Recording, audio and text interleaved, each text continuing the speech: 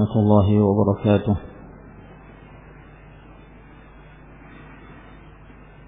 إن الحمد لله نحمده ونستعينه ونستغفره ونعوذ بالله من شرور أنفسنا ومن سيئات أعمالنا.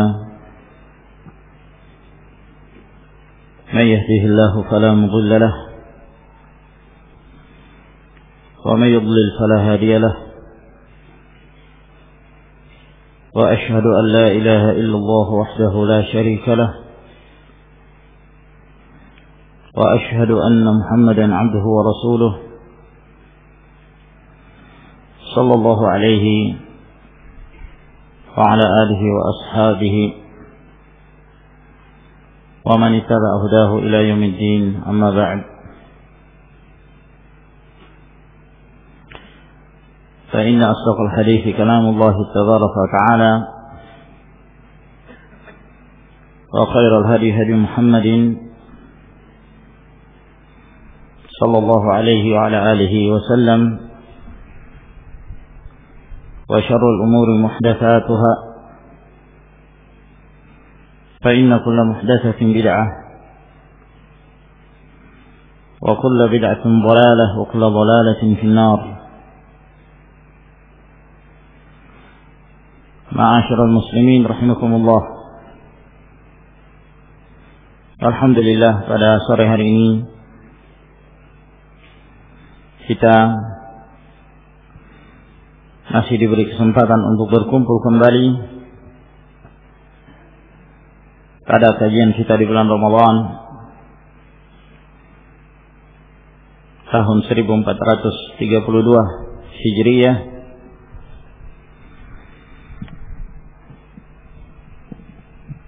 di mana kita membahas risalah Adabul Ishrah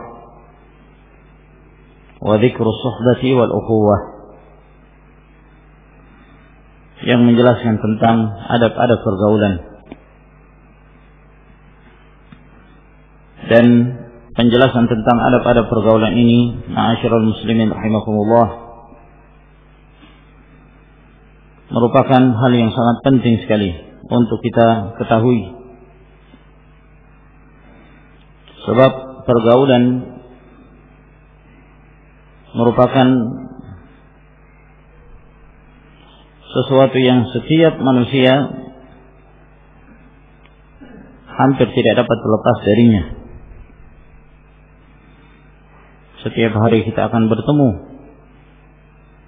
dengan manusia dengan berbeda karakter mereka dan berbedanya kondisi mereka. Dan ini menuntut kita untuk menyikapi mereka dan mendudukkan mereka sesuai pada kedudukannya. Dan tentu ini sangat membutuhkan ilmu, bimbingan Rasulullah sallallahu alaihi wasallam. Manusia dalam hal pergaulan, mereka terbagi menjadi 3 bahagian. Yang 2 dari kelompok manusia, yang satunya ada yang bermudah-mudahan bergaul dengan siapa saja tanpa memperdulikan siapapun dia, sehingga ini juga merupakan penyakit yang berbahaya ketika dia tidak memilih dan memilah dengan siapa dia berteman, maka dia akan berteman dengan orang-orang yang justru akan memudaratkan dia.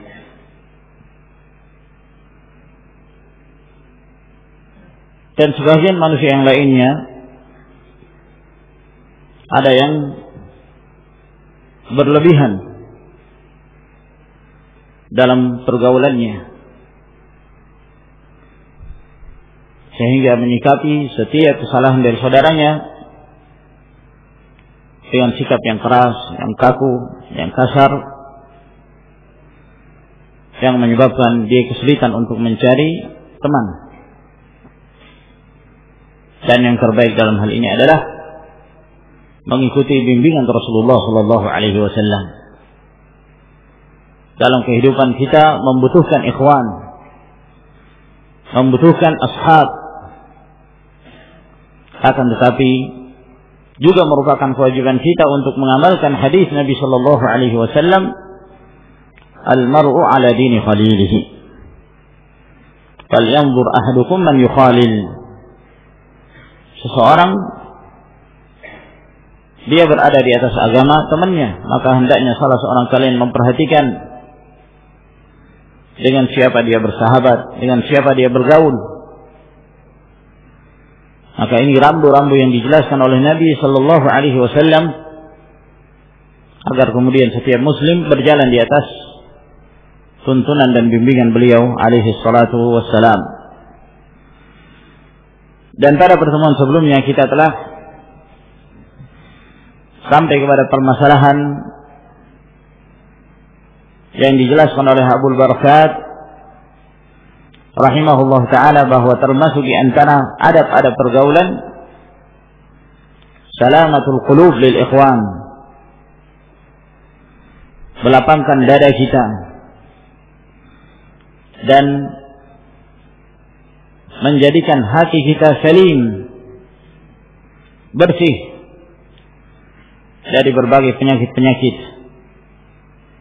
jiwa, penyakit-penyakit hati terhadap saudara-saudara kita.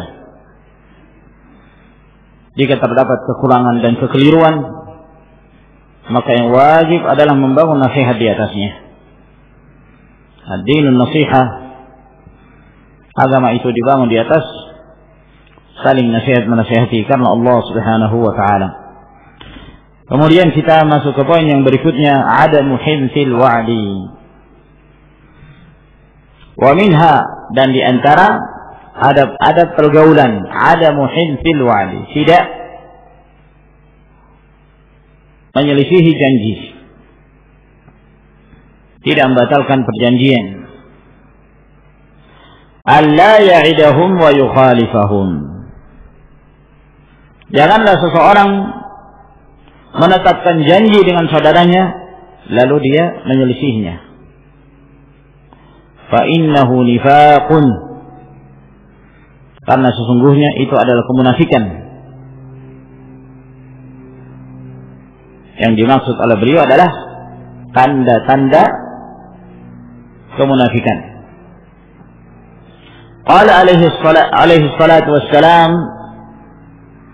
bersabda alaihi salatu wassalam, alamatul munafiqi thalathun.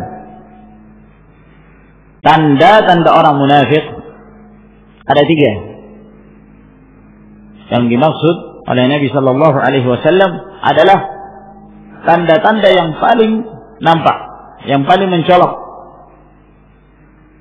yang terdapat pada karakter orang-orang munafikin dalam 3 perkara ini. Dalam hal amalan mereka, idza haddatsa kadzaba, apabila dia berbicara maka dia berdusta. Yang dimaksud oleh Nabi sallallahu alaihi wasallam ini adalah seseorang yang menjadikan kebiasaannya berdusta. Seringkali dia berdusta sehingga mengalir pada lisannya kebiasaan berdusta. Dan bukan yang dimaksud di sini adalah seseorang yang kadang-kadang menyampaikan berita menyelisihi hakikatnya, menyelisihi hakikat yang sebenarnya. Apabila seseorang memberitakan satu berita, ternyata hakikatnya tidak demikian,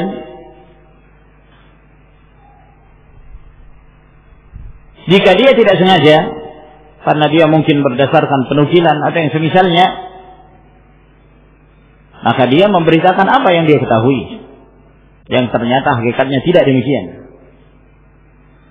Maka ini merupakan kekeliruan.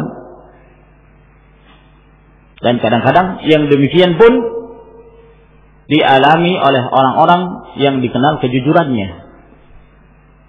Kadang-kadang keliru dalam memberitakan satu pemberitaan.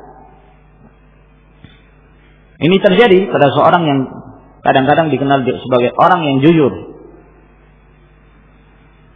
seperti yang terjadi di kalangan para sahabat Nabi Shallallahu Alaihi Wasallam. Di antara sahabat Rasulullah Alaihi Wasallam ada yang memberitakan bahwa Nabi Shallallahu Alaihi Wasallam kencing berdiri, dan itu disebutkan dalam sebagian riwayat. Hudzaifah bin Al-Yaman radhiyallahu ta'ala anhu dan yang lainnya.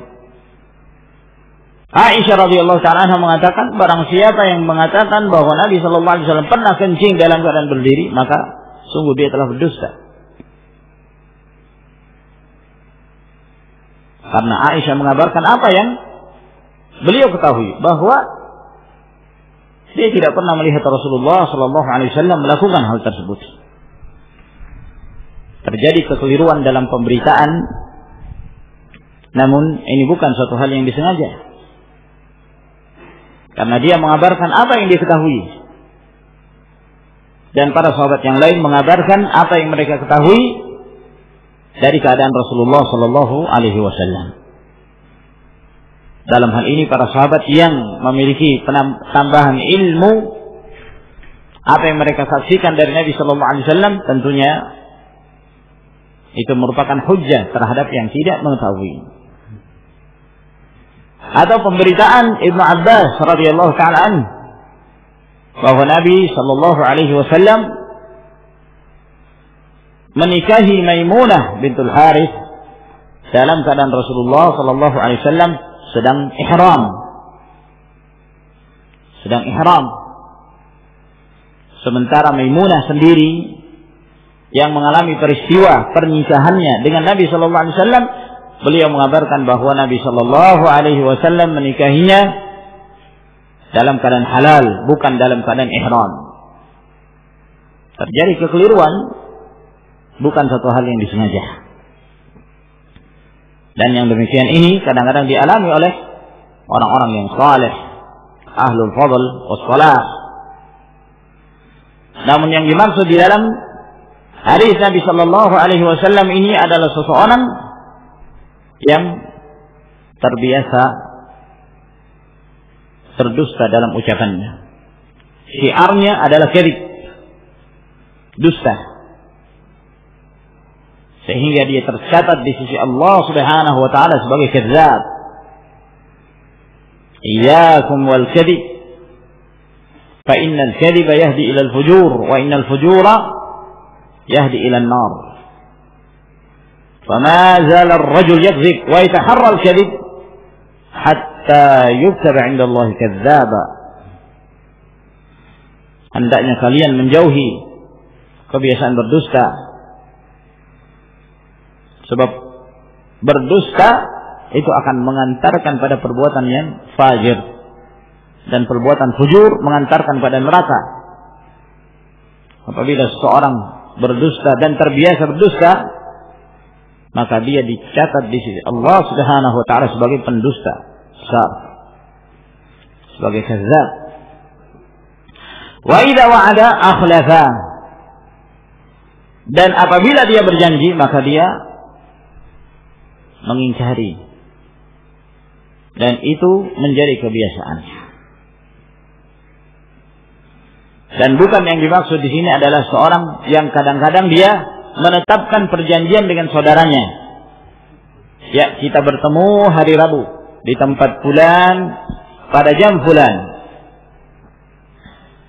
Ternyata sebelum itu, subhanallah, dia punya keinginan yang kuat untuk menepati janji tersebut, tapi qadarullah ada yang menghalanginya. Akhirnya apa yang dia janjikan batal, ya, disebabkan karena ada penghalang, dalam keadaan dia punya niat yang sungguh-sungguh untuk menepati janji tersebut. Bukan ini yang dimaksud di dalam hadis Nabi Sallallahu Alaihi Wasallam. Sebab yang seperti ini dialami oleh orang-orang yang dikenal kebaikannya pula. Kadang-kadang seorang tidak bisa menepati janji disebabkan karena ada satu hal yang menjadi penghalang. Namun yang dimaksud oleh Nabi sallallahu alaihi wasallam yang menjadi tanda sifatnya orang-orang munafik adalah seseorang yang menetapkan janji dan pada saat itu juga dia sudah meniatkan pada dirinya untuk tidak menepati janji itu. Memang tidak ada keinginan bagi dia untuk menepatinya. Sudah, yang penting tetapkan janji dulu. Ya, nanti tinggal cari alasan. Padahal memang pada awalnya dia sudah tidak punya keinginan untuk menepati janji itu. Ini yang dimaksud dalam hadis Nabi sallallahu alaihi wa ala alihi wasallam, yang termasuk di antara sifat orang-orang munafik. Jadi dia sudah menetapkan dalam hatinya untuk tidak menepati janji tersebut. Wa idza tumina khana, dan apabila dia diberi amanah maka dia berkhianat. Dia diberi amanah maka dia mengkhianati amanat tersebut, dan itu menjadi kebiasaannya. Hadis ini adalah hadis yang sahih, muttafaqun alaih, dari hadis Abu Hurairah radhiyallahu ta'ala anhu, dan juga datang dari hadis yang lain dari hadis Abdullah bin Amr bin Al-As. Dan penyebutan 3 tanda ini tidak menunjukkan pembatasan.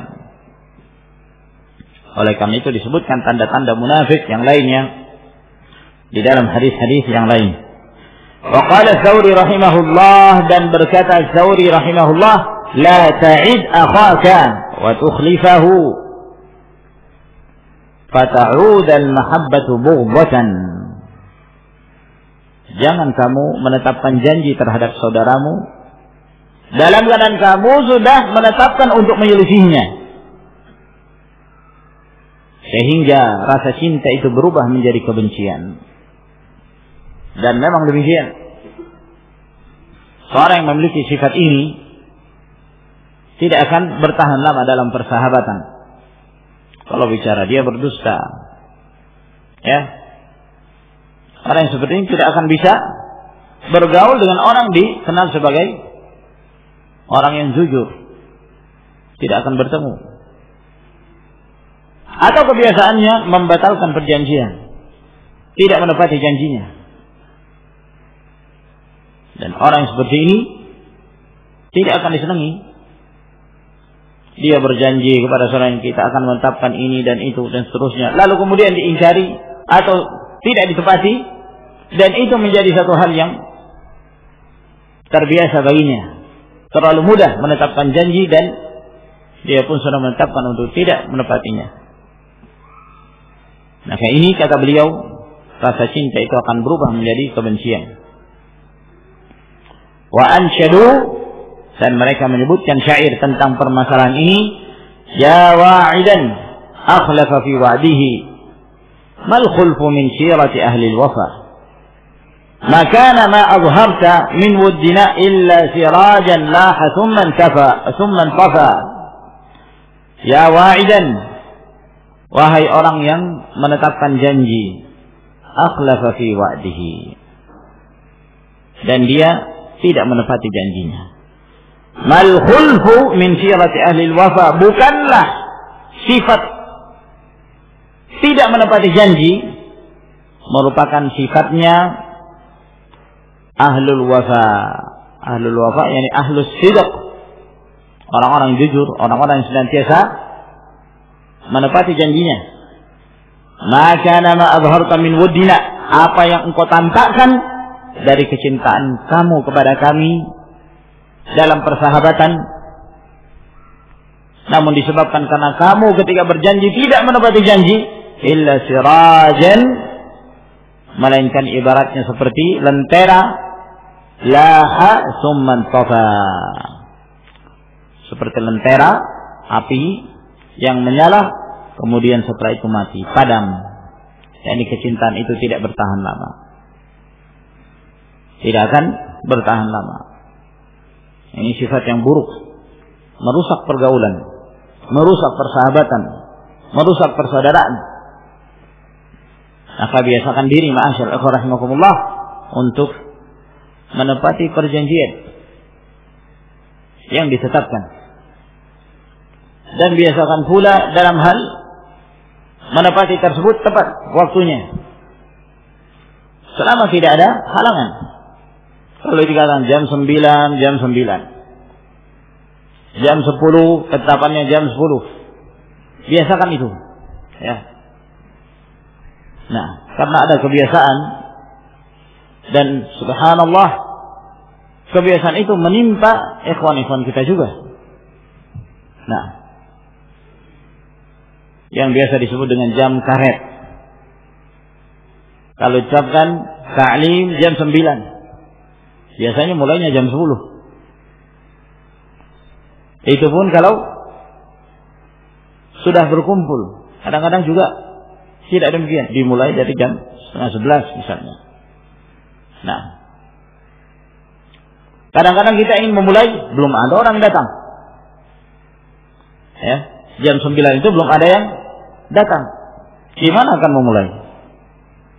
Nah, terpaksa pula dari pihak panitia untuk ya ada kilahnya sedikit.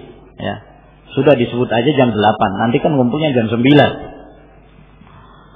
Nah, sebut taklim mulai jam 8. Nanti datang jam 9. Mulainya jam 9. Akhirnya seperti itu. Menjadi satu kebiasaan. Ini sebenarnya kurang baik. Ya. Biasakan ma'asyiral rahimakumullah dalam hal menepati janji betul-betul pada waktunya. Kalau dikatakan jam 9, jam 9, jam 10, jam 10. Nah, jangan jam 9 kita berada di waktu Indonesia Tengah. Seakan-akan kita berada di daerah Barat. Nah, di sana masih jam 8. Maka ma'asyiral rahimakumullah, mungkin hal-hal yang seperti ini dianggap sepele, tapi subhanallah, ini merupakan kebiasaan yang kurang baik pada hakikatnya. Oleh karena itu ma'asyiral rahimakumullah, kita berusaha untuk tepat dalam ya waktu, dalam janji. Nah, selama tidak ada halangan. Kalau seorang ada halangan misalnya, ya tentu ini berbeda. Sebagaimana kita sebutkan, kadang-kadang seorang ada yang menghalangi untuk menepati janji. Namun hendaknya seorang berusaha. Kemudian beliau berkata rahimahullah ta'ala, wa minha, dan diantara adab-adab pergaulan, suhbatu man yustahya minhu liyazjurahu dhalika 'anil mukhalafat. Di antara adab pergaulan adalah bergaul, bersahabat dengan orang yang kita malu kepadanya. Ya, kita malu kepadanya, segan kepadanya. Kenapa demikian? Liyazjurahu dzalika 'anil mukhalafat. Sebab yang demikian agar kemudian saudara kita tersebut menegurnya. Menegur saudara itu ketika saudara tersebut terjatuh dalam kesalahan, kekeliruan. Ini juga termasuk di antara adab yang baik. Memilih-milih dalam pergaulan. Dia tidak bergaul kecuali dengan orang yang dia ada rasa segan dengan orang tersebut. Ada rasa malu kepada orang tersebut. Malu dalam artian apa? Kalau dia melakukan perbuatan tidak sepantasnya, dia tidak berani melakukan di hadapan orang. Sebagai contoh misal, ya, misalnya ada seseorang, orang ini punya kebiasaan merokok, dan subhanallah ini kebiasaan yang buruk, kebiasaan merokok. Tapi subhanallah, ya, karena dia memahami kondisinya bahwa ini termasuk perbuatan tidak sepantasnya dilakukan, sehingga terkadang di hadapan beberapa orang dia tidak berani menampakkan itu. Kalau dia merokok, yang kalau dia di hadapan yang lainnya dia berani menampakkan di hadapan orang-orang yang dia tidak malu kepadanya, tidak ada rasa segan kepadanya. Sudah asik aja dia ngerokok. Kepada fulan, ketemu dengan fulan, biasa dia merokok. Tapi bertemu dengan seorang yang misalnya bagi dia orang ini punya wibawa, dia segan kepada orang tersebut, maka dia tidak berani. Kenapa? Dia menghormati orang itu. Dia malu kepada orang tersebut jika diketahui kalau dia melakukan sesuatu yang tidak sepantasnya. Nah, ma'asyiral rahimakumullah, ini yang beliau maksud.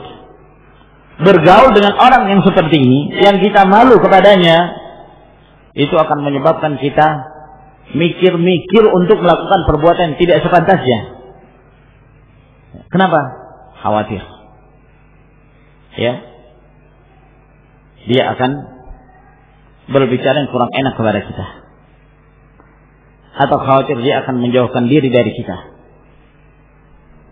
Maka ini ma'asyiral rahimakumullah, ini juga termasuk di antara kiat-kiat bagaimana kemudian seseorang meninggalkan perbuatan-perbuatan yang dilarang dalam syariat. Bergaul dengan orang-orang yang baik.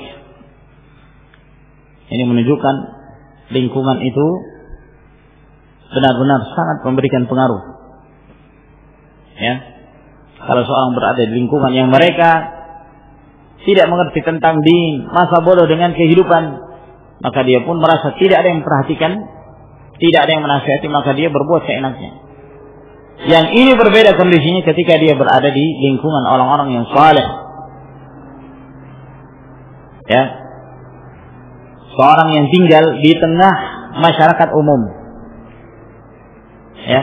Yang tidak ada orang yang melihatnya dari kalangan orang-orang yang dikenal penuntut ilmu misalnya, atau ngaji, sering hadir di tempat ta'lim. Biasanya dia lebih bebas.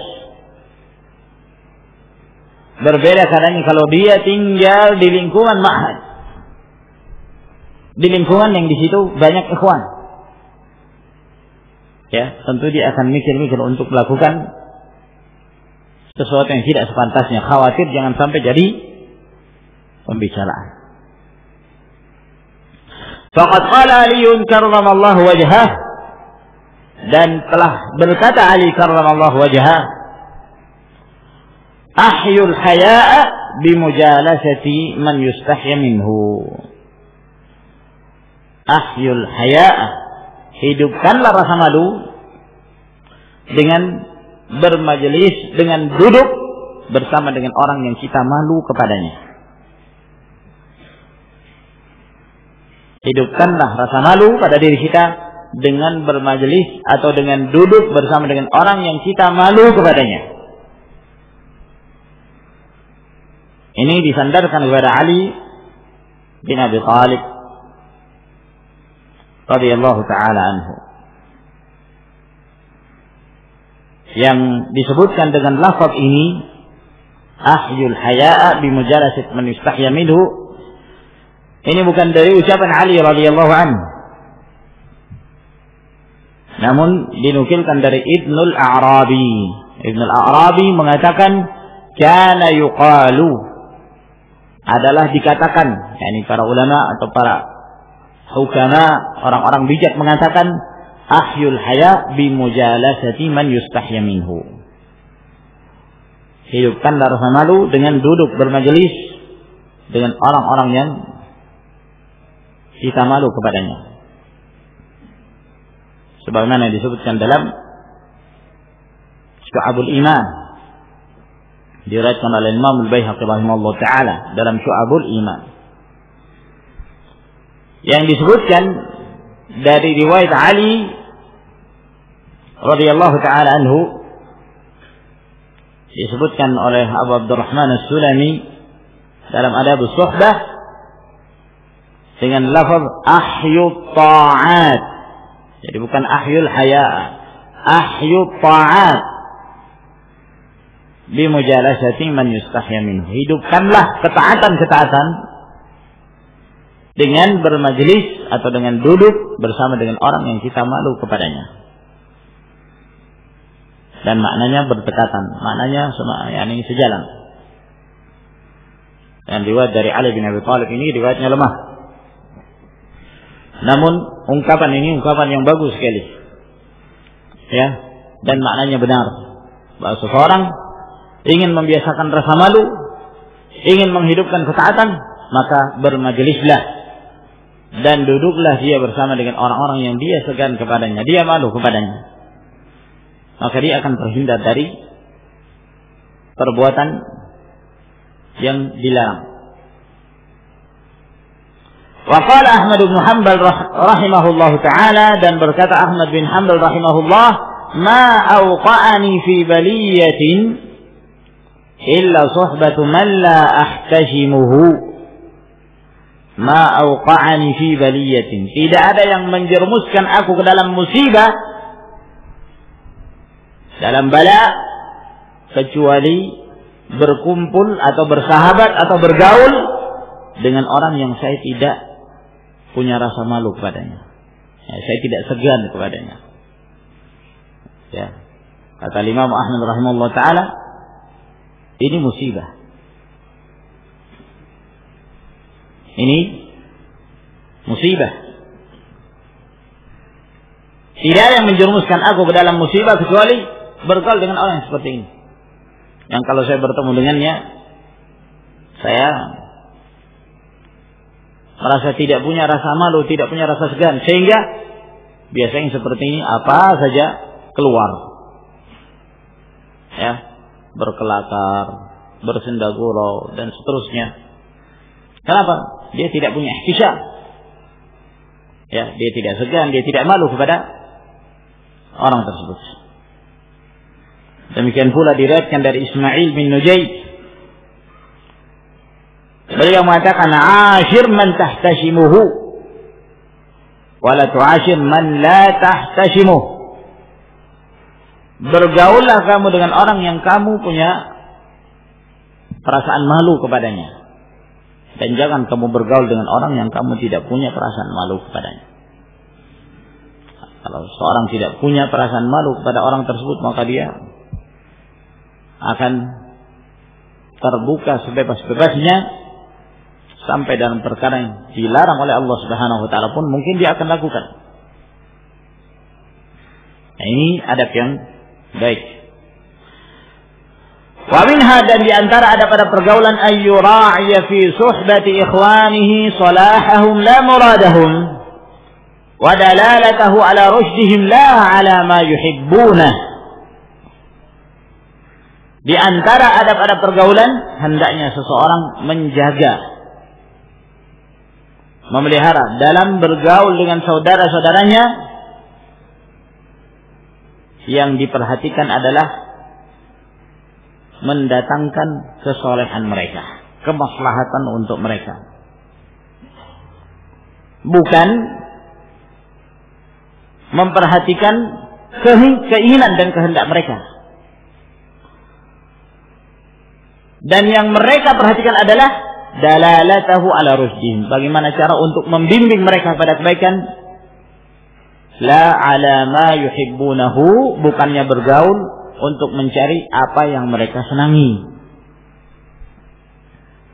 Jadi yang dimaksud oleh beliau rahimahullah ta'ala, bahwa dalam pergaulan hendaknya inti dari pergaulan itu adalah mendatangkan manfaat dan kemaslahatan, ya, dibangun di atas saling nasihat menasihati. Sehingga apabila persahabatan itu dibangun di atas hal-hal yang mendatangkan maslahat dan manfaat, akan terjaga persahabatan itu tidak di atas kemaksiatan.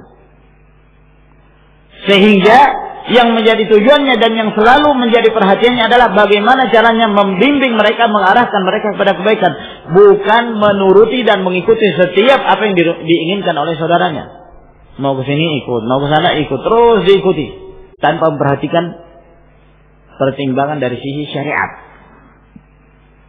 Apakah ini sejalan dengan syariat? Apakah ini sesuai dengan bimbingan Allah Subhanahu wa taala dan Rasulnya? Nah, ini juga harus diperhatikan. Yang namanya manusia kadang-kadang lalai, kadang-kadang lupa. Apabila seseorang mengikuti apa saja yang dia inginkan, jangan sampai dibawa kepada sesuatu yang tidak diridai Allah Subhanahu wa taala, lalu kemudian kita terus terbawa, terikut arus. Ini yang kadang-kadang ma'asyiral rahimakumullah kita lalai. Kita ghaflah. Nah, dalam pergaulan. Karena saking inginnya kita terus akrab dengan orang tersebut, akhirnya semua apa yang dia inginkan, apa yang menjadi permintaannya diikuti semua. Sudah tidak lagi memperhatikan unsur halal dan haram. Oleh karena itu butuh pertimbangan. Kalau bisa mengetahui ternyata ini sudah jalan dengan syariat, maka tidak mengapa. Ya, dan tidak ada unsur-unsur yang dikhawatirkan akan terjatuh ke dalam perkara yang haram, maka tidak mengapa. Namun kalau kita mengkhawatirkan sesuatu, jangan sampai kalau ini diikuti maka akan terjadi yang demikian dan demikian dari hal-hal yang tidak diridai Allah Subhanahu wa taala dan Rasulnya, maka kita berusaha untuk membimbing. Misalnya kita mengatakan, ya akhi, ini kurang baik. Ya, sebaiknya kita mencari hal yang lebih bermanfaat, yang lebih mendatangkan maslahat. Qala Abu Saleh Al-Murli rahimahullahu taala, berkata Abu Saleh Al-Murli rahimahullah, al-mu'minu man yu'ashiruka bil ma'ruf wa yadulluka ala salahi dinika wa dunyak. Seorang mukmin itu adalah orang yang bergaul denganmu dengan cara yang ma'ruf, dengan cara yang baik, dan yang membimbing kamu untuk mendatangkan kemaslahatan bagi agama dan duniamu. Wal munafiqu, adapun seorang yang munafik, man yu'ashiruka bil mumadza'ah, adalah orang yang bergaul denganmu dengan al-mumadza'ah, ya, semacam basa-basi, permainan belaka, ya, tidak mengantarkan pada kebaikan, yang mengajak kamu untuk mumadza'ah. Dalam riwayat yang lain, mumadajah, mudamajah, al-mudamajah, yaitu al-mula'abah, yang mengajak kamu terhadap hal-hal yang membuat kamu lalai.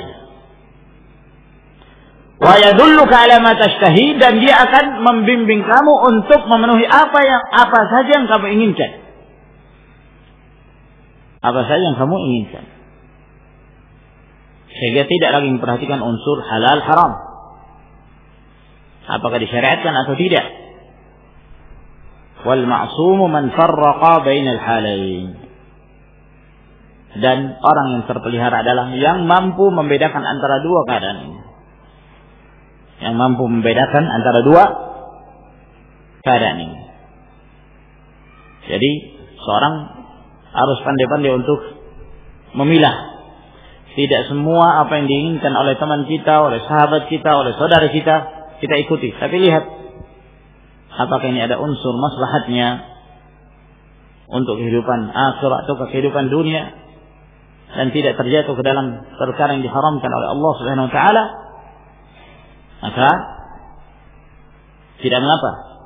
Namun kalau dikhawatirkan akan menjatuhkan dalam hal-hal yang tidak diridai Allah Subhanahu wa taala, maka disinilah butuh bimbingan, nasihat, ya, untuk meninggalkan perbuatan tersebut.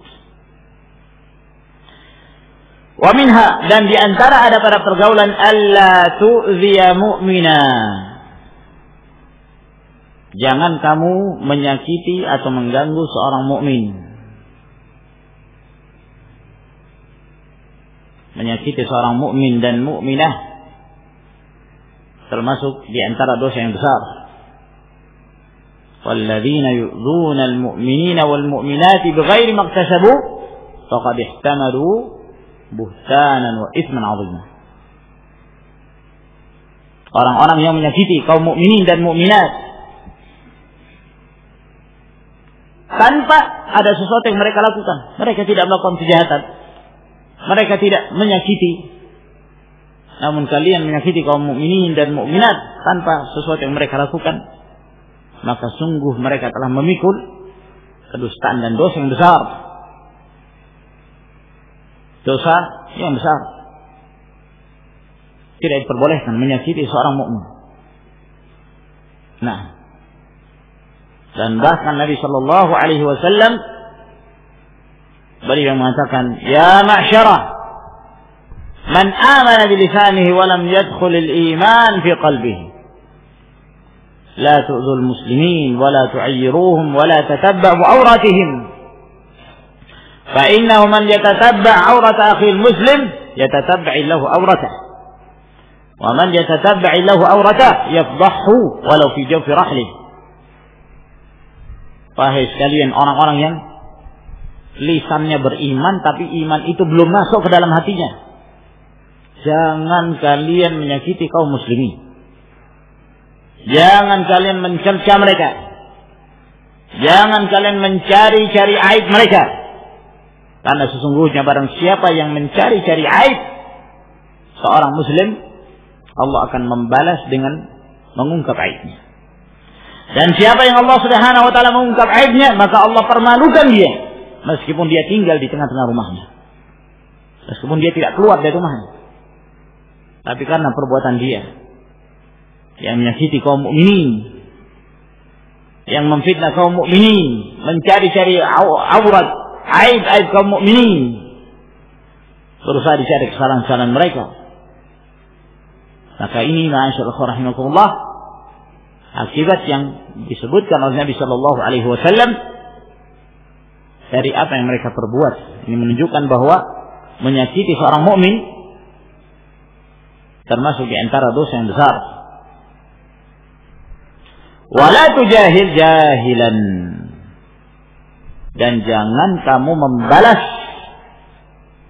perbuatan orang yang jahil dengan kejahilan pula. Jangan kamu membalas perbuatan orang jahil, kamu balas dengan kejahilan pula. Alhamdulillah, antum adalah seorang yang punya adab, Masya Allah. Apalagi kalau kamu termasuk di antara seorang penuntut ilmu. Jangan mau disamakan dengan orang yang jahil. Yang namanya orang jahil, kalau dia berbuat, jahil. Seperti namanya, jahil, bodoh. Karena dia jahil, tidak dibimbing dengan bimbingan ilmu, dia akan melakukan apa saja. Ucapannya tidak terkontrol, mungkin dia akan mengumpat, mungkin dia akan mencela. Perbuatannya tidak terkontrol, mungkin dia akan berbuat zalim atau yang semisalnya. Nah, kadang-kadang kita bertemu dengan seorang yang seperti ini, jahil, dan dia berbuat jahil terhadap kita. Apa yang kita lakukan? Membalas kejahilannya dengan kejahilan pula? Ya, kebiasaan orang jahil mengumpat, mencela, kita balas pula dengan celaan. Ya, akhirnya terus terbawa dengan kebiasaan orang jahil. Akhirnya kamu sama seperti orang jahil juga. Nah, wa idza khatabahumul jahiluna qalu salama. Apabila orang-orang jahil berbicara kepada mereka dengan kalimat-kalimat yang menghina, merendahkan, mencela, salama. Ya, enggak usah diladeni. Benar apa yang disebutkan oleh seorang penyair. Dia mengatakan, idza nataqa as-safihu fala tujibhu, fa khairu min ijabatihi sukutu. Apabila ada orang bodoh ngomong, apakah dia mencela kamu atau dia membantah kamu atau yang semisalnya, enggak usah kamu jawab. Sebaik-baik jawaban untuk dia adalah diam. Tidak semua komentar itu harus dijawab. Tidak semua komentar harus dijawab. Seorang penyair lagi ada yang mengatakan, dan ini sering kali disebutkan oleh Syekhuna Muqbil Al-Wadi'i rahimahullah ta'ala, ya, untuk menghibur beliau ketika ada orang yang mencela beliau, ada yang mengumpat beliau bahwa beliau mutasyaddid, beliau demikian dan demikian dan seterusnya, dari berbagai macam celaan dari kaum hizbiyun. Kata beliau, "Yashtumuni 'abdu bani Misma'in, fasuntu anhu al-ardha wan nis, fasuntu anhu an-nafs wal 'irda, wa lam ujibhu lihtiqari lahu. Man dha ya'udhu al-kalba in 'adha." Yashtumuni 'abdu bani Misma'in. Ada budaknya Banu Misma', dia mencelaku. Ya, budak menunjukkan dia tidak terpelajar. Dia mencelaku budaknya Banu Ismail. Fasuntu anhu nafsa wal irda. Maka aku berusaha untuk menjaga harga diriku, menjaga kehormatanku. Walam ujibhu li'tiqadi lahu. Dan saya tidak menjawab celahannya karena saya menganggap dia orang rendah. Untuk apa dijawab? Man dha ya'uddul kalba in 'adha. Kalau ada anjing menggigit kita, apa kita balas menggigit? Ada anjing datang menggigit kita, balas juga menggigit. Ya jangan, lari aja mending.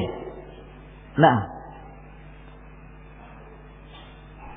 ini ma'asyiral rahimakumullah yang dijelaskan oleh para ulama bahwa penting bagi kita untuk menjaga diri kita. Jangan sampai kita berhadapan dengan orang-orang yang seperti ini, orang yang jahil, ya, orang yang suka menyakiti kaum mukminin. Selamatkan diri, ya, mencari jalan selamat dengan tidak menghiraukannya, itu jauh lebih baik.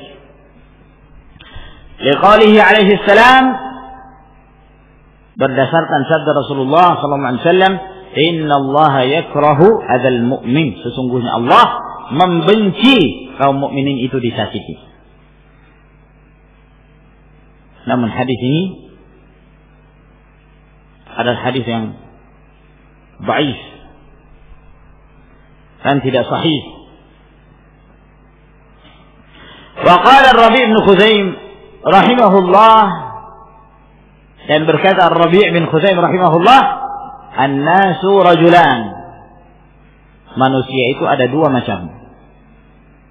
Mukmin fala tu'dhihi. Yang pertama, manusia yang mukmin. Kalau dia seorang mukmin, jangan kamu menyakitinya. Wa jahilun fala tujahilhu. Manusia jenis yang kedua adalah orang yang jahil.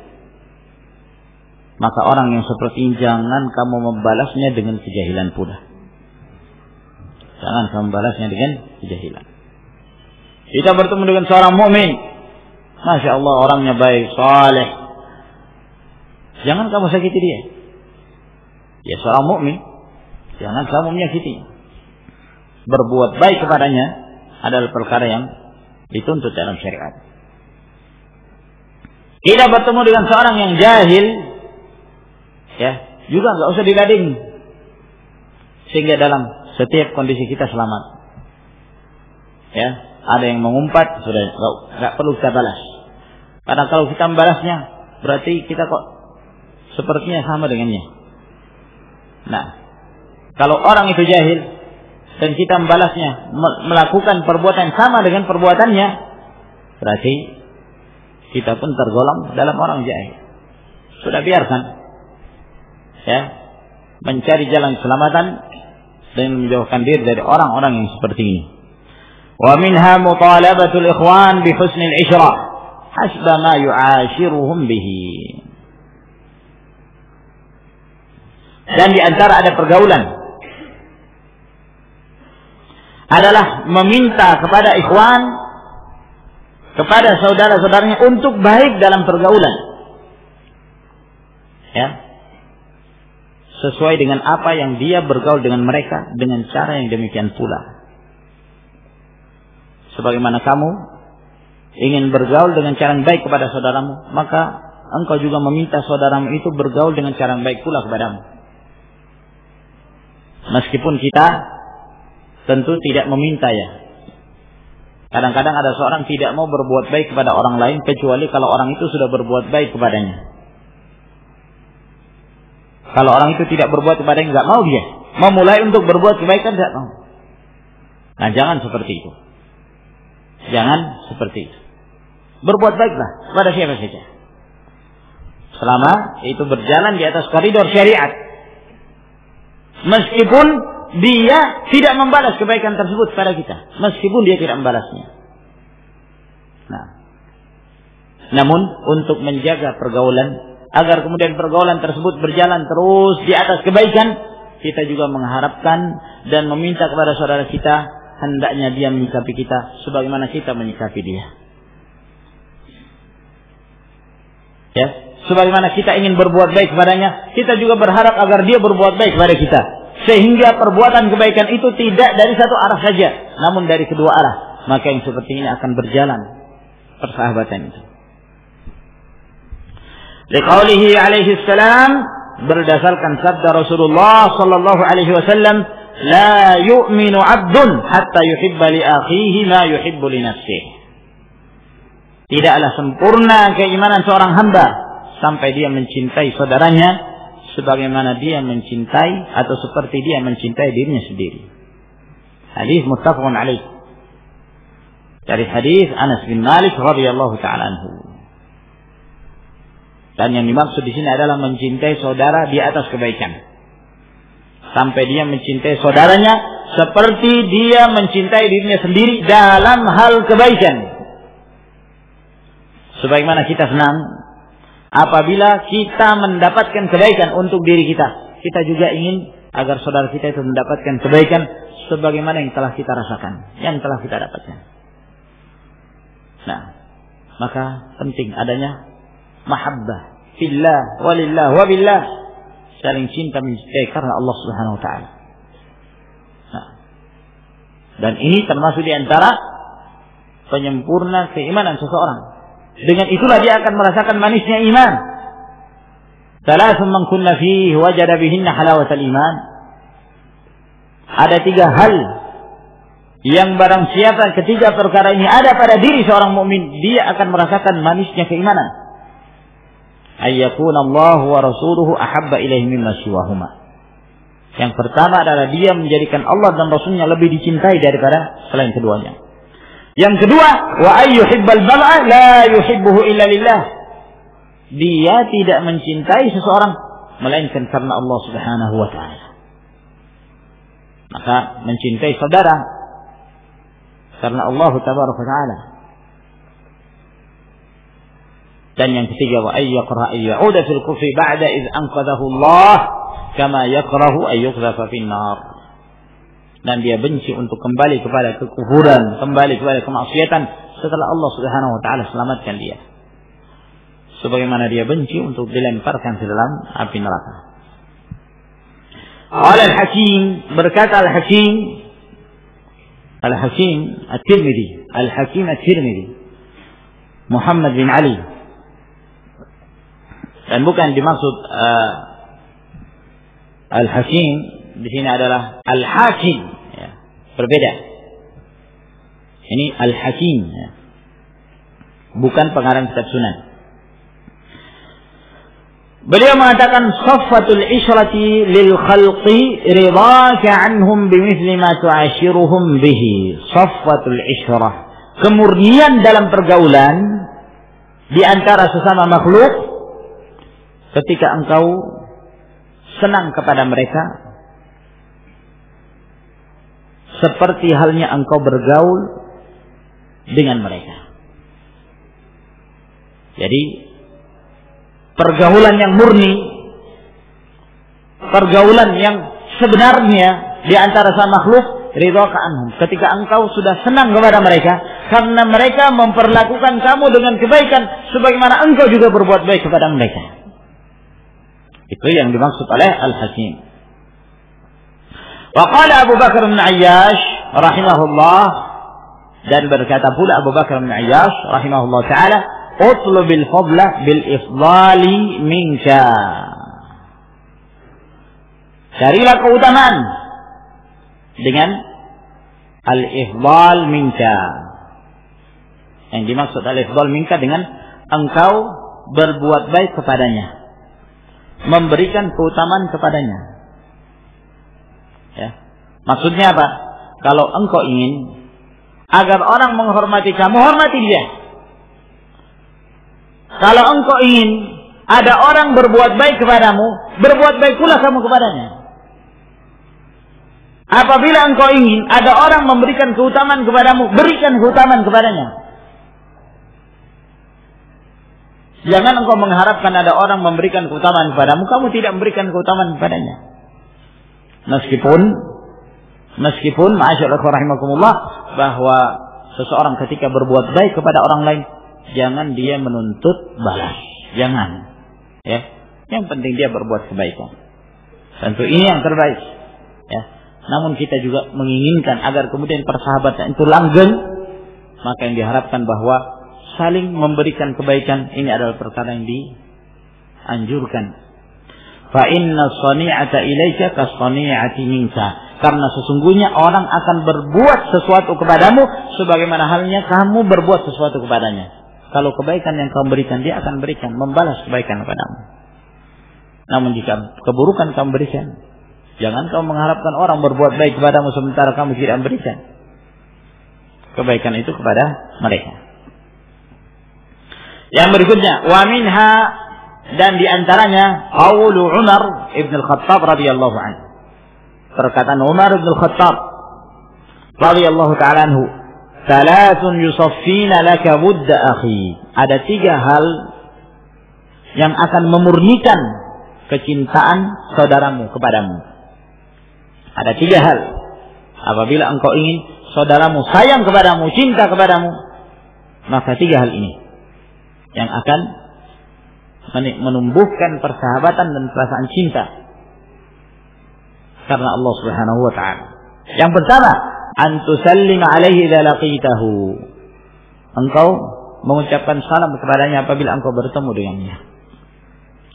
Wa tuwassi' lahu fil majlis. Yang kedua, engkau memberikan kelapangan untuknya di majlis. Dia ingin duduk di majlis, maka berikan kelapangan kepadanya agar kemudian dia bisa duduk di majelis tersebut. Ketika kita memberikan kelapangan, dia akan merasa senang. Dia akan merasa senang.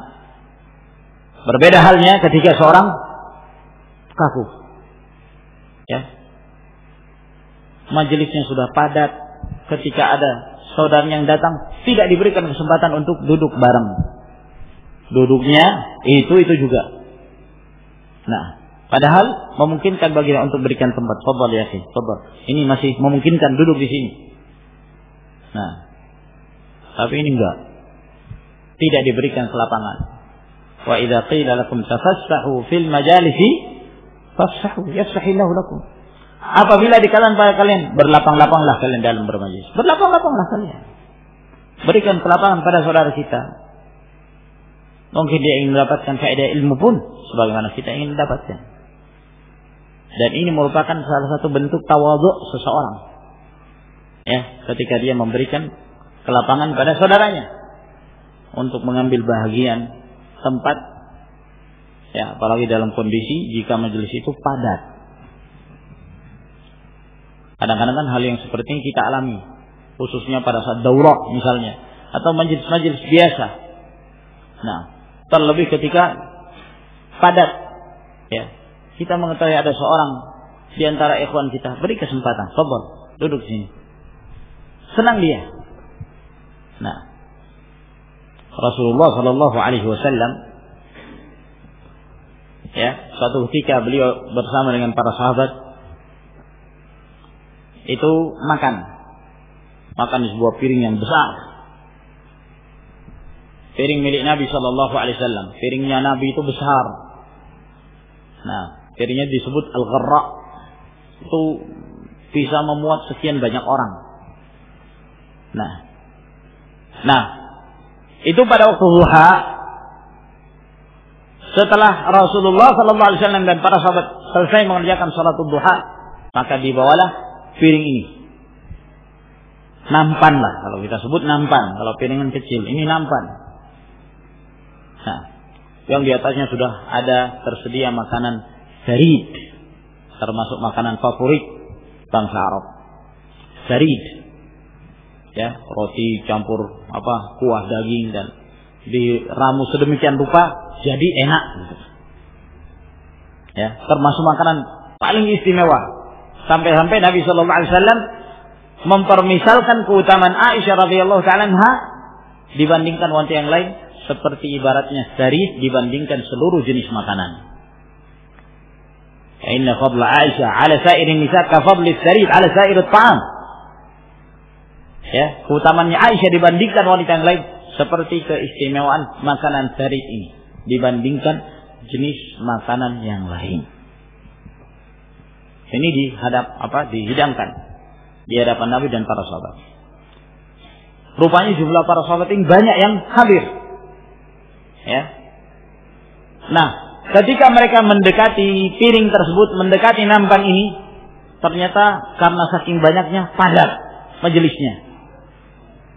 Ya, yang tadinya Rasulullah SAW beliau duduk yang mungkin duduk tersebut lebih memungkinkan bagi dia untuk lebih lapang, beliau merubah duduknya. Kenapa? Agar memungkinkan bagi sahabat yang lain untuk duduk di tempat tersebut. Fajasa Rasulullah SAW. Rasulullah duduk jasa. Ya, yang dimaksud duduk juza, yang seperti duduk iftirash dalam keadaan kedua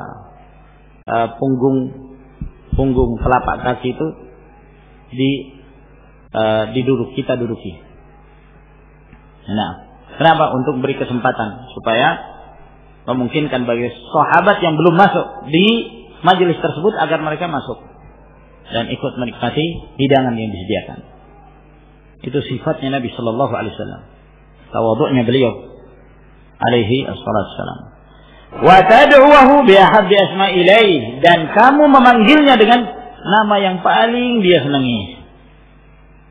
Yang paling dia senangi. Ini penting. Masyaallah rahimakumullah. 3 hal ini benar-benar akan menjaga persahabatan.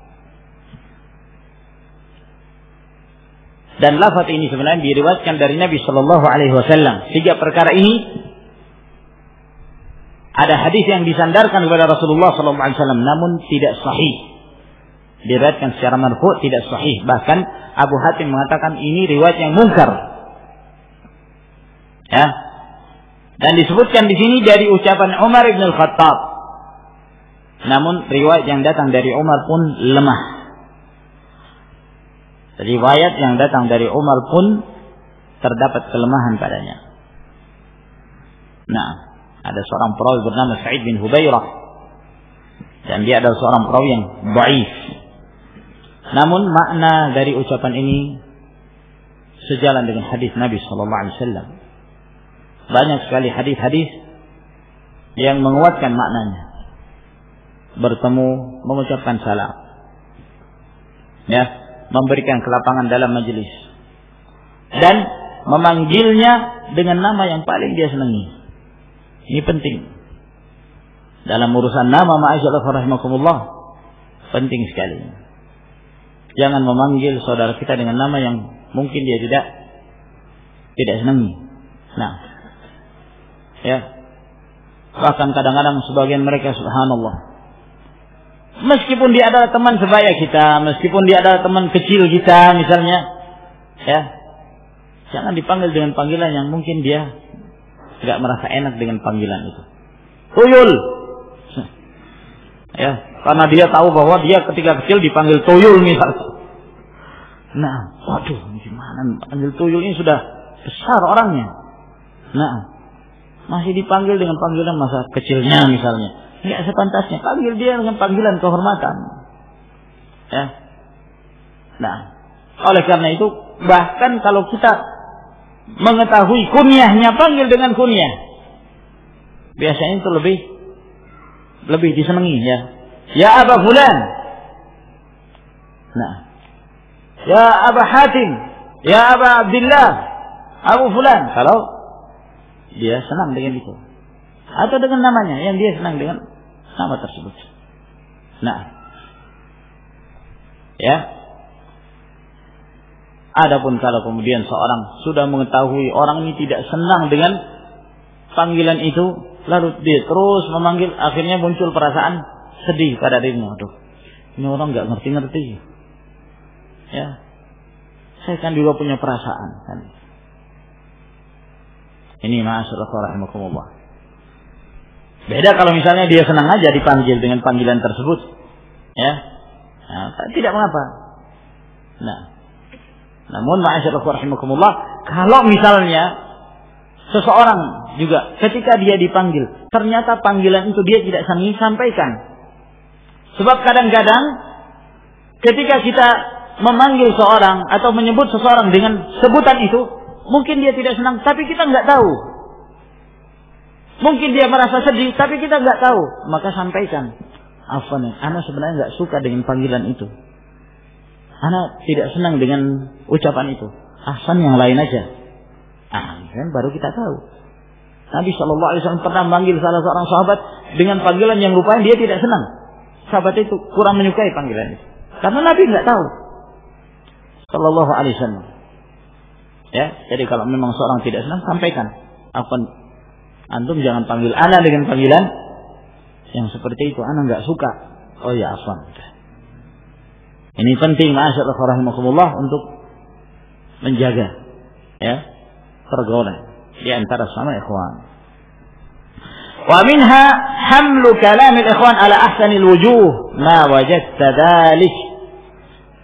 Dan di antara ada pergaulan membawa makna dari ucapan saudara-saudara mereka kepada makna yang paling baik selama engkau menemukan itu. Ini sudah kita jelaskan sebelumnya ketika kita membahas tentang husnudzan.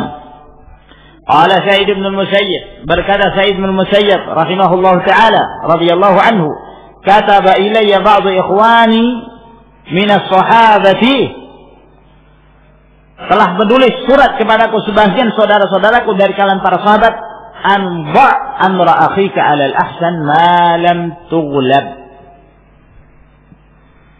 Sebagian dari kalangan para sahabat dari saudara-saudaraku menulis surat padaku yang isinya adalah ba amra akhika, letakkanlah ya urusan atau ucapan saudara tersebut alal ahsan, kepada makna yang lebih baik, malam tughlab, selama kamu tidak terkalahkan. Maksudnya selama masih memungkinkan kamu menemukan jalan untuk membawa ucapan saudaramu itu kepada makna yang lebih baik, bawalah kepada makna yang lebih baik.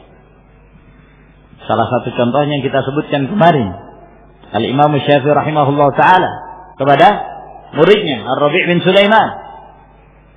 Ketika Rabi' bin Sulaiman mengatakan qawwallahu ba'thak, semoga Allah menguatkan kelemahanmu, ya, maka Syafi'i ya sekedar mengomentari, bukan berarti beliau membawa kepada makna tersebut. Ya, maka beliau mengatakan, loh, kalau seandainya Allah menguatkan kelemahanku, mati aku ini, binasa aku. Nah, namun ucapkan barra Allah ba'thak. Kata beliau apa? Saya tahu kamu wahai Rabi', kalaulah kamu mencela aku dengan celaan yang jelas, saya tahu bahwa kamu tidak maksudkan kecuali memuji aku. Subhanallah. Ya, ini merupakan adab yang sangat baik sekali yang dicontohkan oleh Imam Syafi'i rahimahullah. Wa minha, dan di antara ada pergaulan ma'rifatu ismil ikhwan wa ismi abaihim li'alla tuqassira fi huquqihim. Dan di antara ada pergaulan adalah mengenal nama ikhwan, nama teman-temannya, nama saudara-saudaranya, ya, dan nama orang tuanya kalau bisa, agar kemudian kamu tidak kurang dalam memberikan hak-hak mereka. Ya. Nah, kata orang Indonesia, tak kenal maka tak sayang. Kadang-kadang subhanallah kita bertemu dengan seorang yang kadang kita lupa siapa dia, tapi dia masih ingat kita. Iya kan? Lalu dia datang pada kita, ya akhi, masya Allah, gimana kabar antum? Kita, siapa ini orang ya? Nah, subhanallah. Kalau sampai kita misalnya bertanya kepada, afwan antum siapa ya? Itu sedihnya dia, ya, ada perasaan sedih. Waduh, rupanya anak nggak diingat sama ini orang. Nah, ya, saya dilupakan. Antum nggak ingat waktu di tempat ini tahun lalu kita bertemu di acara daurah misalnya? Masa nggak ingat di jalan ini kita ketemu? Oh iya, afwan, ana lupa. Nah, gimana kabar antum? Afwan, siapa nama antum? Waduh, lupa lagi namanya. Padahal sebelumnya sudah disampaikan nama saya sekian ini, ya, nama saya fulan. Nah, waduh, nggak ingat lagi. Subhanallah. Ini sering kita alami, subhanallah, dan kita juga subhanallah ya muqassir. Pada ikan kita muqassir, sangat kurang dalam permasalahan ini. Ya. Saking banyaknya orang yang dikenal, ya, untuk menghafal nama mereka itu luar biasa sulitnya. Nah, apalagi namanya orang Indonesia ini. Kalau nama Arab kan Abdullah, Abdurrahman, Abdul Somad, ya berputar itulah, ya sekitar itu, sekitar Muhammad, Abdullah, Ahmad dan seterusnya. Tapi kalau namanya orang Indonesia ini luar biasa. Satu orang namanya banyak. Ya. Belum awalnya, belum tengahnya, belum akhirnya. Itu masing-masing ada makna. Awalnya sudah Imade misalnya. Tengahnya sudah Fulan. Akhirnya apalagi? Ada Surya Ningrat lagi. Ada macam-macam. Sulitnya untuk menghafal namanya. Nah, apalagi untuk mengetahui nama orang tuanya. Ini bisa dipastikan sangat jarang sekali. Sangat jarang. Dan memang ini luar biasa. Kelebihan bangsa Arab dalam hal ini mengenal nasab keturunan luar biasa. Ini ilmu yang Allah Subhanahu wa taala berikan kepada mereka. Kalau berkenalan dengan seorang, Masya Allah. Ya. Antum siapa namanya? Tanya fulan. Dari daerah mana? Tanya kabilah. Itu biasanya langsung nyambung. Oh, dari kabilah ini. Ya. Orang tuanya siapa? Fulan. Terus. Kalau dia mengenal kabilah itu akan terus direntet sampai ketahuan. Mungkin kakeknya dikenal. Misalnya ya bertemu di satu kabilah. Nah, sehingga ketika bertemu orang ini mudah dikenal. Fulan dari mana? Fulan dari kabilah fulan. Oh, fulan Al-Kathiri misalnya. Dari kabilah Al-Kathiri. Itu mudah diketahui. Tapi kita subhanallah. Ya. Ini kekurangan pada hakikatnya. Namun minimal kita berusaha untuk mengetahui minimal namanya. Minimal namanya. Nah. Faqad qala Ibnu Umar radhiyallahu anhuma, berkata Abdullah bin Umar radhiyallahu ta'ala anhuma, ra'ani Nabi sallallahu alaihi wasallam altafitu. Satu ketika Nabi melihat aku menoleh. Faqala, "Ila ma taltafit?" Maka Nabi bertanya, "Kepada siapa engkau menoleh?" Qultu, aku mengatakan, "Ila akhin li ana fi intizarihi." Aku menoleh pada seorang sahabat saudaraku. Saya lagi nunggu dia. Saya sedang menunggunya. Dia menyebut saudaraku, dia tidak sebut siapa namanya. Faqala Rasulullah sallallahu alaihi wasallam, maka berkata Nabi sallallahu alaihi wasallam, "Idza akhaita rajulan fasalhu an ismik." Apabila engkau bersaudara, bersahabat dengan seseorang, tanyakan siapa namanya. Wasmi abihi, wa jaddihi, wa ashiratihi, wa manzilihi, dan tanyakan siapa nama bapaknya, siapa nama kakeknya, dari kabilah mana dia, dan di mana rumahnya. Fa in marida udtahu, sehingga ketika dia sakit kamu bisa menjenguknya. Wa in ista'ana bika a'antahu, dan ketika dia meminta bantuan kepadamu, maka engkau bisa membantunya. Namun hadis ini sangat lemah sekali. Dhaif jiddan. Dalam sanadnya ada perawi yang bernama Maslamah bin Ali Al-Khushani, dan Al-Imam Al-Bukhari rahimahullah mengatakan perawi ini munkarul hadis, yang menunjukkan tidak halal meriwayatkan hadis darinya, tertuduh berdusta. Maka ini ma'asyiral rahimakumullah yang kita sebutkan dalam pertemuan kita.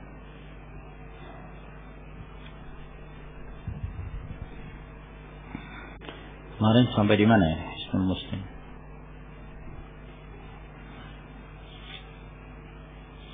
Doa berangkat ke masjid. Ya. Baik. Kita lanjutkan ke poin yang berikutnya, poin yang ke-13. Berkata al-muallif rahimahullah, du'a dukhulil masjid, doa masuk masjid. A'udzu billahil azim wa biwajhihil karim wa sultanihil qadim minasy syaithanir rajim. Hadis ini diriwayatkan oleh Abu Daud dari hadis Abdullah bin Amr bin Al-As. A'udzu billahil azim, aku berlindung kepada Allah yang Maha Agung. Wa biwajhihil karim, dan dengan wajahnya yang mulia. Ini menunjukkan bahwa Allah Subhanahu wa taala memiliki sifat wajah. Dan juga dalam hadis ini menunjukkan seseorang boleh berlindung diri dengan sifat Allah Subhanahu wa taala. Wa sultanihul qadim, dan kekuasaannya yang qadim. Ya, yang tidak ada awalnya. Allah Subhanahu wa taala Maha Kuasa. Dan kekuasaan Allah tidak ada awalnya dan tidak ada akhirnya. Allah Subhanahu wa taala terus berkuasa. Minasyaitonir rajim, dari syaitan yang terkutuk. Sekarang siapa yang mengucapkan ini, syaitan mengatakan, ya, hufidha minni sa'irul yaum, bahwa orang tersebut akan terpelihara dariku sepanjang hari. Dan di antara doa yang diajarkan oleh Nabi sallallahu alaihi wasallam, bismillah wassalatu wassalamu ala Rasulillah, Allahumma iftah li abwaab rahmatik. Allahumma iftah li abwaab rahmatik. Adapun ucapan basmalah diriwayatkan oleh Ibnu Sunni, dihasankan oleh Al-Albani. Adapun ucapan salawat wassalatu wassalamu ala Rasulillah, ini diriwayatkan oleh Abu Daud, dan lafaz Allahumma iftah li abwaab rahmatik ini diriwayatkan oleh Imam Muslim. Jadi ini gabungan dari beberapa riwayat yang dikumpulkan. Jadi seorang membaca bismillah wassalatu wassalamu ala Rasulillah, atau bismillah Allahumma salli wa sallim ala Rasulillah juga boleh. Intinya bersalawat kepada Nabi sallallahu alaihi wasallam. Ucapan basmalah dan ucapan salawat ini diriwayatkan dari hadis Anas bin Malik radhiyallahu anhu. Adapun lafaz Allahumma iftah li abwaab rahmatik ini dalam riwayat Muslim dari hadis Abu Hurairah radhiyallahu taala anhu. Du'aul khuruji minal masjid, doa keluar dari masjid.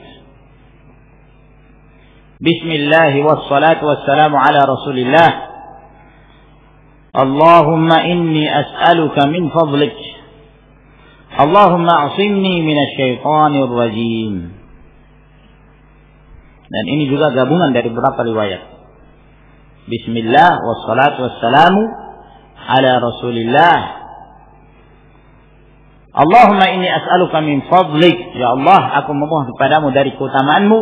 Allahumma asimni minasyaitonir rajim. Ya Allah, lindungilah aku, peliharalah aku dari syaitan yang terkutuk. Adapun basmalah dan bersalawat kepada Nabi sallallahu alaihi wasallam ini datang dari hadis Anas, sama seperti sebelumnya.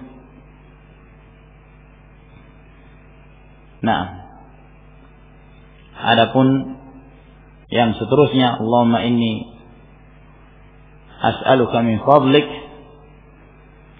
Allahumma asimni minasyaitonir rajim, ini juga datang dari hadis Abu Humaid As-Sa'idi. Allahumma inni as'aluka min fadlik, ini datang dari hadis Abu Humaid As-Sa'idi. Adapun Allahumma asimni minasyaitonir rajim, ini dari hadis Abu Hurairah radhiyallahu anhu. Azkarul adzan, zikir ketika adzan.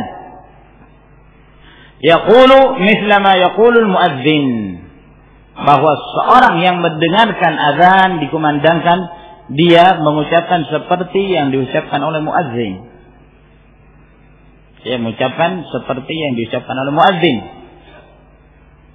Ya, sebab Nabi sallallahu alaihi wasallam mengatakan, "Idza sami'tumul muadzin faqulu mithla ma yaqul muadzin." Apabila kalian mendengarkan azan, muadzin mengumandangkan azan, maka ucapkanlah seperti yang diucapkan oleh muadzin. Dalam riwayat Bukhari dan Muslim dari hadis Abu Sa'id Al-Khudri. Maka ketika muadzin mengatakan Allahu Akbar, kita pun menjawab dengan mengucapkan Allahu Akbar, Allahu Akbar. Illa fi, kecuali pada lafaz hayya 'alas salah wa hayya 'alal falah. Fayaqulu, maka dia mengucapkan la haula wa la quwwata illa billah. Adapun lafaz yang lain, maka dia mengucapkan seperti yang dikatakan oleh muadzin. Termasuk ketika muadzin mengatakan as-salatu khairun minan naum. Maka yang mendengar pun mengucapkan seperti yang diucapkan oleh muadzin, as-salatu khairun minan naum. Muadzin mengatakan sallu fi rihalikum. Maka yang mendengar pun mengatakan sallu fi rihalikum. Kecuali hayya 'ala shalah dan hayya 'ala falah, maka disebutkan dalam hadis Umar bin Khattab radhiyallahu an dalam riwayat Imam Muslim, seseorang membalasnya dengan mengucapkan la haula wala quwwata illa billah. Yaqulu, dan juga dia mengatakan, wa ana ashhadu an la ilaha illallah wahdahu la syarika lah wa anna Muhammadan abduhu wa rasuluh raditu billahi rabba wa bi Muhammadin rasula wa bil islami dinan. Sampai di sini zikirnya. Yaqulu dzalika 'aqiba tasyahhudil muadzin. Hendaknya dia mengucapkan ini, kalimat ini setelah selesainya muadzin mengucapkan dua kalimat syahadah. Sebutkan dalam riwayat Ibnu Khuzaimah. Jadi setelah muadzin mengucapkan asyhadu anna Muhammadar Rasulullah, seorang yang mendengarkan boleh mengatakan wa ana asyhadu an la ilaha illallah wahdahu la syarikalah wa anna Muhammadan abduhu wa rasuluh raditu billahi rabban. Aku ridha Allah menjadi Rabbku, wa bi Muhammadin rasulah, Muhammad menjadi rasulku, wa bil islami dina, dan Islam menjadi agamaku.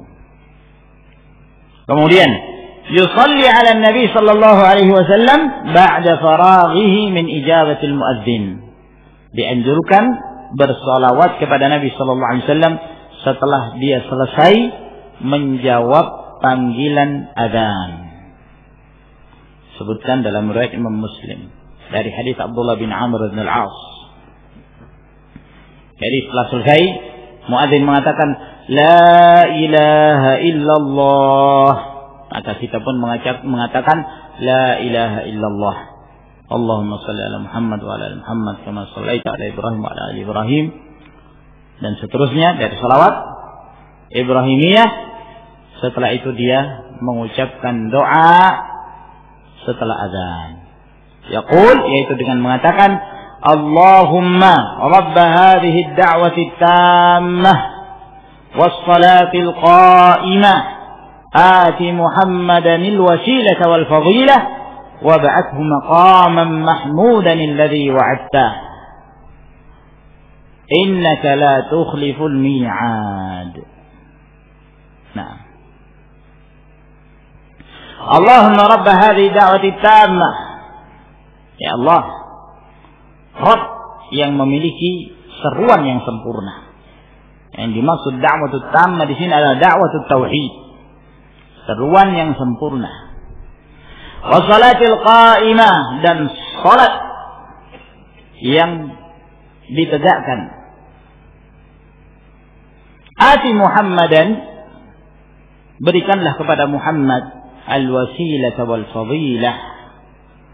Al-wasilah yakni al-wasilah nama surga, kedudukan di dalam surga Firdaus yang tidak diberikan kecuali kepada Rasulullah sallallahu alaihi wasallam. Wal fadilah, keutamaan. Wa ba'athu maqaman mahmudan alladhi wa'adtahu, dan bangkitkanlah dia di al-maqamul mahmud. Yang dimaksud tempat yang terpuji di sini adalah asy-syafa'atul uzma, syafaat yang agung yang khusus diberikan kepada Rasulullah sallallahu alaihi wasallam, tidak kepada yang lainnya dari kalangan para nabi dan rasul. Asa ayyab'atsaka rabbuka maqaman mahmuda. Ini yang disebutkan dalam riwayat Al-Imam Al-Bukhari dari hadis Jabir. Ada tambahan, ini di luar riwayat Imam Bukhari, innaka la tukhliful mi'ad. Sesungguhnya engkau tidaklah pernah mengingkari janji. Ya, disebutkan di sini dalam riwayat Baihaqi, dihasankan sanadnya oleh Al-Allamah Abdul Aziz bin Baz, namun ini lafaz ini diperselisihkan para ulama. Sebagian para ulama melemahkannya, ya, dan menghukumi bahwa ini riwayat atau tambahan ini tambahan yang syadzah. Ya. Yang afdal wallahu taala alam mencukupkan dengan riwayat yang disebutkan dalam Sahih Al-Bukhari sampai wa ba'athu maqaman mahmudan alladhi wa'adtahu, sampai di situ. Wallahu a'lam. Dan Nabi sallallahu alaihi wasallam setelah beliau menyebutkan anjuran mengucapkan ini, kata beliau, siapa yang mengucapkan ini halat lahu syafaati, dihalalkan baginya syafaatku, dihalalkan baginya syafaat pada hari kiamat. Membaca zikir ini akan menyebabkan Rasulullah SAW memberikan syafaat pada umatnya, kepada orang-orang yang senantiasa mengamalkannya. Adapun lafaz yang setelahnya ini menjadi perbincangan Syekh Muqbil bin Hadi Al-Wadi'i rahimahullah ta'ala. Beliau menjelaskan dalam kitab beliau Asy-Syafa'ah. Kemudian yad'u li nafsihi bainal adzan wal iqamah fa inna ad-du'a hina idzin la yuraddu.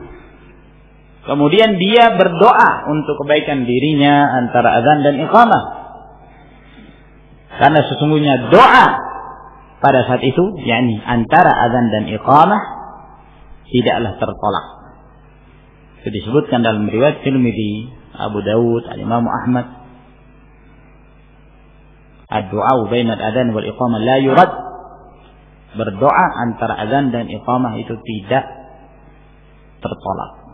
Lebih afdal lagi ketika seorang berdoa di dalam salat.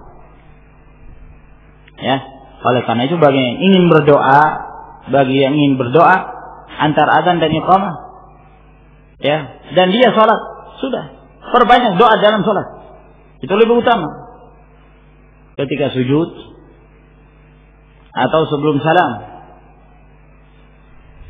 Karena ada sebagian dia mengerjakan sholat sunnah dengan cepat, setelah itu dia berdoa lagi, angkat tangan. Ini sebenarnya keliru. Yang afdal bagi dia, doa itu dia sebutkan di dalam sholatnya. Doa itu dia sebutkan di dalam sholatnya. Nah, apa yang dia hendak minta dalam sholat. Nah, sehingga setelah dia selesai sholat sudah tidak lagi dia berdoa. Karena apa yang dikerjakan sholat itu adalah doa, dan dia sudah meminta kepada Allah Subhanahu wa taala di dalam doa tersebut. Wallahu a'lam. Yang berikutnya, doa istiftah. Doa istiftah. Nah, di sini mulai masuk pada bahasan tentang zikir di dalam sholat. Apa yang diucapkan? Di antara doa istiftah yang diajarkan oleh Nabi sallallahu alaihi wasallam, Allahumma ba'id baini wa baina khataayaya kama ba'adta bainal masyriqi wal maghrib. Allahumma naqqini min khataayaya kama yunqqa ath-thawbul abyadu min ad-danas. Allahumma ighsilni min khataayaya bis-salji wal ma'i wal barad. Hadis ini sahih muttafaqun alaih dari hadis Abu Hurairah. Ya Allah, jauhkanlah antara aku dengan dosa-dosaku sebagaimana Engkau menjauhkan antara timur dan barat. Yang dimaksud di sini adalah menjauhkan antara aku dengan dosa-dosaku, maksudnya hapuskan dosa-dosaku, hapuskan kesalahanku. Ya. Sehingga saya tidak punya lagi dosa. Dosa itu telah Engkau ampuni ya Allah. Sehingga dosa itu jauh dariku seperti jauhnya timur dan barat yang tidak pernah bertemu. Allahumma naqqini min khataayaya kama yunqqa ath-thawbul abyadu min ad-danas. Ya Allah, bersihkanlah aku dari kesalahan-kesalahanku sebagaimana pakaian yang putih dibersihkan dari noda. Maka demikian pula aku memohon kepadamu ya Allah untuk membersihkan hatiku dari berbagai macam noda-noda dan kotoran. Allahumma ighsilni min khataayaya bis-salji wal ma'i wal barad. Ya Allah, cucilah aku, yakni bersihkanlah aku dari kesalahan-kesalahanku dengan salju dan air yang dingin.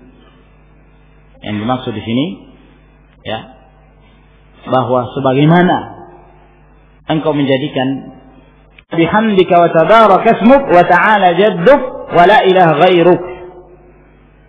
Hadis ini diriwayatkan oleh Ashabus Sunan. Datang dari hadis Abu Sa'id Al-Khudri dan hadis Aisyah radhiyallahu taala anhuma.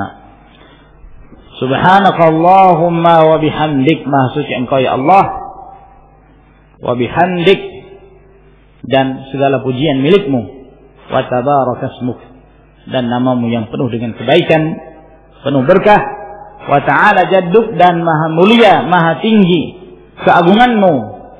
Al-jadd maknanya al-'azamah, keagungan, kemuliaan.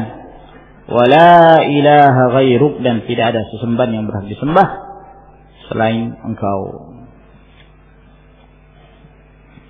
Wajjahtu wajhiya lilladzi fatara as-samawati wal arda hanifan wa ma ana minal musyrikin. Inna salati wa nusuki wa mahyaya wa mamati lillahi rabbil alamin la syarika lahu wa bidzalika umirtu wa ana minal muslimin. Allahumma antal malik la ilaha illa anta rabbi wa ana 'abduk zalamtu nafsi wa i'taraftu bi dhanbi faghfir li dhunubi jami'an innahu la yaghfiru dhunuba illa anta واهدني لأحسن الأخلاق لا يهدي لأحسنها إلا أنت واصرف عني سيئها لا يصرف عني سيئها إلا أنت لبيك وسعديك والخير كله بيديك والشر ليس إليك أنا بك وإليك تباركت وتعاليت أستغفرك وأتوب إليك. Sebutkan dalam Sahih Muslim dari hadis Ali bin Abi Thalib, termasuk di antara doa istiftah. Wajjahtu wajhiya lilladzi fatara as-samawati wal ardh. Aku menghadapkan wajahku kepada yang menciptakan langit dan bumi, hanifan, dengan di atas tauhid, wa ma ana minal musyrikin, dan aku tidak telah termasuk di antara orang-orang yang menyekutukan Allah. Inna salati wa nusuki wa mahyaya wa mamati lillahi rabbil alamin. Sesungguhnya salatku, sembelihanku, ada pula yang mengatakan nusuk ibadah secara umum, hidupku dan matiku hanya untuk Allah Rabbul Alamin. La syarika lahu wa bidzalika umirtu wa ana minal muslimin. Tidak ada sekutu baginya, dan yang demikian itulah aku diperintahkan, dan aku bagian dari orang-orang yang berserah diri. Allahumma antal maliku la ilaha illa ant. Ya Allah, Engkaulah yang maha penguasa, tidak ada sesembahan yang berhak disembah kecuali Engkau. Anta rabbi wa ana 'abduk. Engkau adalah Rabbku dan aku adalah hambamu.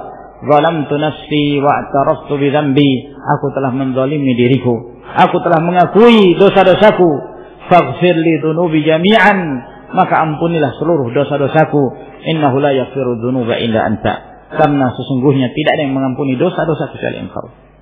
Jadi di sini seorang benar-benar merendah dirinya di hadapan Allah Subhanahu wa taala. Ya, tidak membebaskan diri dari dosa dan kesalahan. Dia berdosa. Oleh karena itu tidak ada yang mengampuni dosa kecuali Allah. Wahdini li ahsanil akhlaq la yahdi li ahsaniha illa anta. Dan bimbing aku kepada akhlak yang terbaik, dan tidak ada yang membimbing kepada akhlak yang terbaik kecuali Engkau. Wasrif anni sayyi'aha la yasrifu anni sayyi'aha illa anta. Dan palingkan aku dari keburukan akhlak, tidak ada yang memalingkan aku dari keburukannya kecuali Engkau. Labbaik wa sa'daik wal khairu kulluhu biyadaik. Aku memenuhi panggilan-Mu ya Allah, kebaikan seluruhnya ada di dua tangan-Mu. Wasyarru laisa ilaik. Kejahatan tidaklah dinisbatkan kepadamu. Ana bika wa ilaika. Ana senantiasa mengharapkan, aku senantiasa mengharapkan pertolongan-Mu dan hanya kembali kepadamu. Tabarakta wa ta'alait. Engkau adalah maha berkah dan Engkau adalah maha agung. Astaghfiruka wa atubu ilaik. Aku memohon ampun dan bertobat kepadamu. Sampai di sini insyaallah. Kita lanjutkan di pertemuan yang berikutnya. Wa akhiru da'wana alhamdulillahi rabbil alamin. Wassalamualaikum warahmatullahi wabarakatuh.